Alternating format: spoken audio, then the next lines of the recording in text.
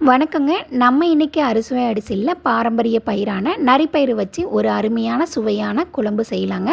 இந்த பயிறு எங்க சேலம் பகுதிகளில் விளைச்சல் இருக்கு. உங்க பகுதிகளில் இருக்கான்னு சொல்லுங்க. இந்த பயிரில் நிறைய நன்மைகள் இருக்குதுன்னு சொல்கிறாங்க. இதில் புரோட்டீனும் ஃபைபரும் அதிகம்.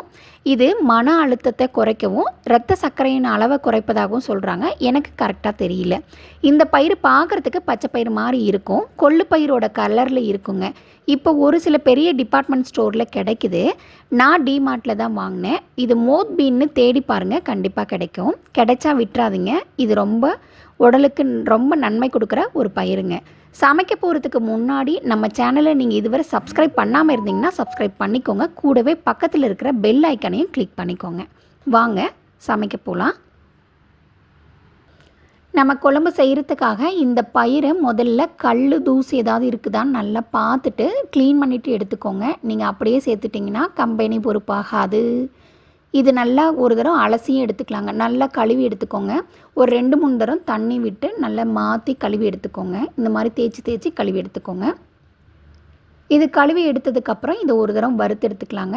எப்போவுமே பருப்பு பயிரெலாம் சேர்க்கும் போது ஒரு தரம் வறுத்து விட்டு ஊற வச்சிங்கன்னா ரொம்ப டேஸ்டியாக இருக்கும். அதுக்காக தான் இது எண்ணெயெலாம் விட்டு வறுக்க வேணாம். அது லைட்டாக வெறுமனவே வறுத்து விடுங்க.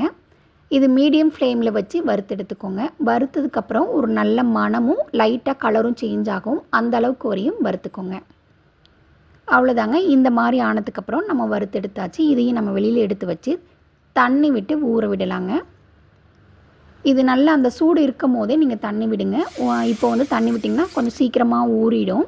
நல்லா முழுகிற அளவுக்கு தண்ணி விட்டுட்டு இது ஒரு மணி நேரத்துக்கு ஊற விடலாம். ஓவர் நைட்டும் ஊற விடலாம். நீங்கள் கொஞ்சம் சீக்கிரமாக சமைக்கணும் அப்படின்னா 1 மணி நேரம் ஊற வச்சிங்கன்னா போதும். நீங்கள் கையில் எடுத்து பார்த்தீங்கன்னா இந்த பருப்பு நல்லா உடையணும். அந்தளவுக்கு இருக்கணுங்க. பாருங்கள், பயிறு உடஞ்சி வருது. இந்தளவுக்கு ஊறிடுச்சு. இப்போ இதை குக்கருக்கு மாற்றி எடுத்துக்கலாம். குக்கருக்கு மாற்றும் போது ஊற வச்ச தண்ணியும் சேர்த்துக்கோங்க. அதுவும் நல்ல வாசனையாக இருக்கும். கூடவே இன்னொரு கப் அளவுக்கு தண்ணி சேர்த்துக்கலாம். இதுக்கு ஒரு 3-4 கப் அளவுக்கு தண்ணி சேர்த்துக்கலாம். ஒரு கப்புக்கு 4 கப் தண்ணி சேர்த்து கூட வேக வைக்கலாம். எனக்கு கொஞ்சம் போதும், அதனால் கொஞ்சம் கம்மியாகவே தண்ணி சேர்த்துக்கிறேன். இது கூட நல்ல பழுத்த தக்காளியும் 4 பூண்டும் சேர்த்துக்கலாம். கூடவே உப்பும் சீரகமும் சேர்த்துக்கோங்க. மஞ்சத்தூள் கொஞ்சம் சேர்த்துக்கோங்க. 1/2 டீஸ்பூன் அளவுக்கு மஞ்சத்தூள் இருந்தால் போதும். எல்லாத்தையும் போட்டுட்டு நல்லா கலந்து விட்டுட்டு மூடி போட்டு 3லேருந்து 5 விசில் வரையும் வேக விட்டுக்கோங்க. உங்கள் குக்கருக்கு ஏற்ற மாதிரி விசில் விட்டுக்கோங்க. எனக்கு 3 விசில்லே நல்லா வெந்து வந்துருச்சு. அவ்வளோதான். விசில் முடிஞ்சதுக்கப்புறம் 10 நிமிஷம் கழித்து குக்கரை ஓப்பன் பண்ணுங்கள். உடனே ஓப்பன் பண்ணிடாதீங்க. ஒரு சில சமயம் குக்கர் வெடிச்சிருதுன்னு சொல்கிறாங்க. அதனால் ஒரு 10 நிமிஷம் வெயிட் பண்ணிட்டு பார்த்திங்கன்னா நல்லா குக்கரில் அந்த கேஸும் போயிருக்கும். இப்போ எடுத்து மசிச்சு பாருங்கள், நல்லா மசிச்சு வந்திருக்கு. உங்களால் கரண்டிலே வச்சு மசிச்சு விட முடியும்னாலும் மசிச்சு விட்டுக்கோங்க. ஏன்னா அந்தளவுக்கு நல்லா வெந்திருக்கும். நம்ம ஊற வச்சு தான் போட்டிருக்கோம். அப்படி இல்லைன்னா இந்த மாதிரி மத்து வச்சு நல்லா மசிச்சு எடுத்துக்கோங்க. இது ஒன்று பாதியாக இருக்கணும் பருப்பு. ரொம்ப மசிச்சு விட்டுறாதீங்க. ஒன்று பாதியாக இருந்தால் தான் உங்களுக்கு சாப்பிடும் போதும் நல்ல டேஸ்டியாக இருக்குங்க. மிக்சிலெலாம் போட்டு அடிச்சிடாதீங்க. இந்த மாதிரி லைட்டாக கடைஞ்சி விட்டால் போதும். இப்போ இது ஒரு தாளிப்பு கொடுத்துக்கலாங்க. அதுக்காக ஒரு 1½ டேபிள் ஸ்பூன் அளவுக்கு எண்ணெய் சேர்த்துக்கலாம். கூடவே ஜீரகமும் நான் மிளகும் சேர்த்துக்கிறேன். நான் கடுகு சேர்த்த போகிறதில்ல. ஏன்னா நான் வடகம் வச்சுருக்கேன், அதனால் கடுகு சேர்த்தலை. உங்கள்கிட்ட வடகம் இல்லைன்னா கடுகு சேர்த்திக்கோங்க. கூடவே 2 வரமிளகாயும் கொஞ்சம் கருவேப்பிலையும் சேர்த்திக்கலாம். நான் ஒரு 10 சின்ன வெங்காயம் தோல் உரித்து வச்சுருக்கேன். அதை நான் முழுசாகவே சேர்த்துக்கிறேன். எப்போவுமே இந்த மாதிரி பயிருக்கு முழு வெங்காயமாக சேர்த்துனிங்கன்னா ரொம்ப டேஸ்டியாக இருக்கும். உங்கள்கிட்ட சின்ன வெங்காயம் இல்லை அப்படின்னா பெரிய வெங்காயம் ஒரு பெருசான வெங்காயமாக ஒன்று பொடியாக நறுக்கி சேர்த்திக்கோங்க. நான் இது கூடயே வெங்காய வடகம் போட்டிருக்கேங்க. இது தாளிப்பு வடகம், வீட்டில் செஞ்சது தான். நான் அது போட்டுக்கிறேன். கூடவே பெருங்காயத்தூளும் கொஞ்சம் போட்டுக்கலாங்க.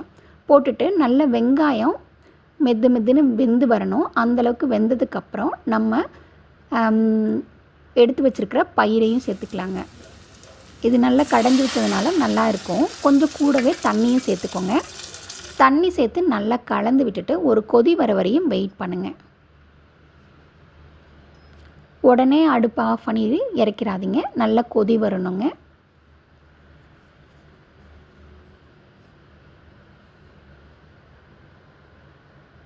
பாருங்கள், இந்தளவு நல்லா கொதி வந்ததுக்கப்புறம் இதுக்கு மேலே கொஞ்சம் நல்லெண்ணெயோ இல்லை நெய்யோ சேர்த்திங்கன்னா சூப்பர் டேஸ்ட்டாக இருக்கும். நான் அதை காட்டுறதுக்கு மறந்துட்டேன். நீங்கள் கூட நல்லெண்ணெய் சேர்த்து சாப்பிட்டிங்கன்னா செம டேஸ்ட்டாக இருக்கும். நீங்களும் உங்கள் வீட்டில் இதை செஞ்சு பாருங்கள். இது சாதத்தோடு வச்சு சாப்பிட்றதுக்கு ரொம்ப நல்லாயிருக்கும். கொஞ்சம் நல்ல சோறும் கொஞ்சோண்டு அப்பளமோ இல்லை வடகம் ஏதாவது வச்சுருந்தீங்க, பொரித்தல் வடகம் வச்சுருந்தீங்கனாலும் அது கூட சேர்த்து சாப்பிடலாம். நான் முட்டையோடு சேர்த்து கொஞ்சம் ஹை ப்ரோட்டீன் லஞ்சாக சாப்பிட போகிறேன்.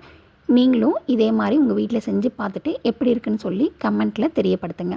நம்மளோட சேனலை இதுவரை சப்ஸ்கிரைப் பண்ணாமல் இருந்தீங்கன்னா சப்ஸ்கிரைப் பண்ணிக்கோங்க. கூடவே பக்கத்தில் இருக்கிற பெல் ஐக்கனையும் கிளிக் பண்ணிக்கோங்க. உங்கள் ஃப்ரெண்ட்ஸ் கூடயும் இதை ஷேர் பண்ணிக்கோங்க. இந்த வீடியோவுக்கு ஒரு லைக் போட்டுட்டு நீங்கள் அடுத்த வீடியோ பார்க்க போங்க. தேங்க்யூ.